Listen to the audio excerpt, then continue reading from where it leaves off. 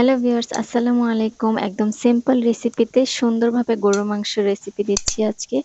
এখানে গরুর মাংস নিয়েছি, সাথে দিয়ে দিচ্ছি আদা রসুন বাটা, জিরা গুঁড়া, ধনিয়া গুঁড়া, মরিচ গুঁড়া, হলুদ গুঁড়া। মরিচের গুঁড়া সবসময় যা দেওয়া লাগবে তার থেকে হলুদের গুঁড়া কিন্তু পরিমাণে অনেক কম দিতে হবে, তাহলে গরু মাংসের কালার সুন্দর আসবে। দিয়ে দিয়েছি জয়ফল গুঁড়া এবং লবণ। সাথে 3 কোয়া আস্ত রসুন দিয়ে ভালো করে ম্যারিনেট করে মেখে এটা আমি 20 থেকে 30 মিনিটের জন্য রেখে দেব।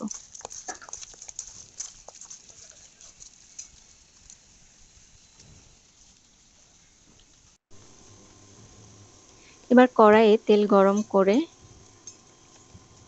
তাতে গরম মশলাগুলো এক এক করে দিয়ে দিচ্ছি। দারচিনি, তেজপাতা, এলাচ, গোলমরিচ এবং লবঙ্গ। হালকা ভাজা হলে পেঁয়াজ দিয়ে দিচ্ছি।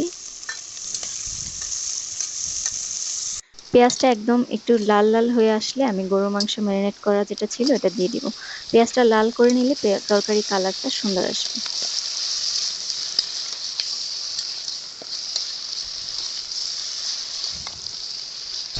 এটা ভালো করে নেড়ে আমি ঢাকনা দিয়ে ঢেকে দিব।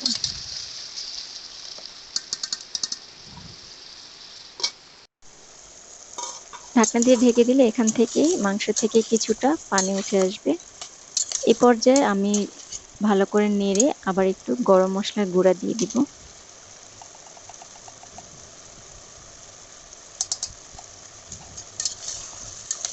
নেড়ে চেড়ে আবারও ঢেকে দিব। প্রয়োজন হলে হাফ কাপ পরিমাণ গরম পানি অ্যাড করা যাবে, কোনো মতেই ঠান্ডা পানি কিন্তু দেওয়া যাবে না। কিছুক্ষণ পরে ফিরে এসেছি। একটু পরপর ভাবে নাড়াচাড়া দিয়ে দিব। আমি আবার ঢেকে দীর্ঘ সময়ের জন্য কষানোর জন্য রেখে দিয়েছিলাম। এই পর্যায়ে আমার গরুর মাংসটা কিন্তু কষানো হয়ে গেছে, একদম তেল উঠে আসছে।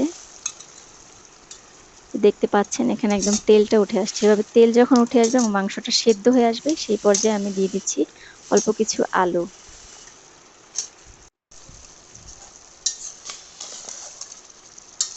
আলু দিয়ে ভালো করে নেড়ে চেড়ে আবার ঢেকে দিব।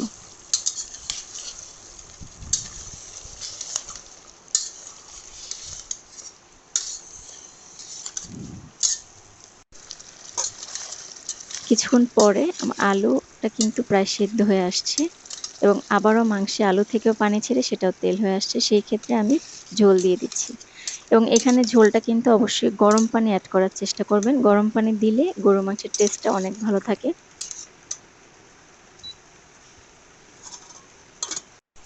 ঢেকে দিব এবং বেশ কিছুক্ষণ জাল করে আমি যতটুকু ঝোল রাখবো বা যতক্ষণ ঝোলটা টেনে আসবে ততক্ষণ জাল করব।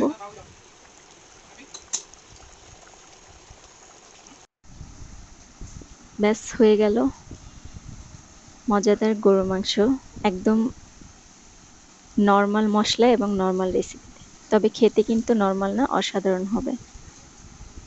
ভালো থাকবেন সবাই। আল্লাহ হাফেজ।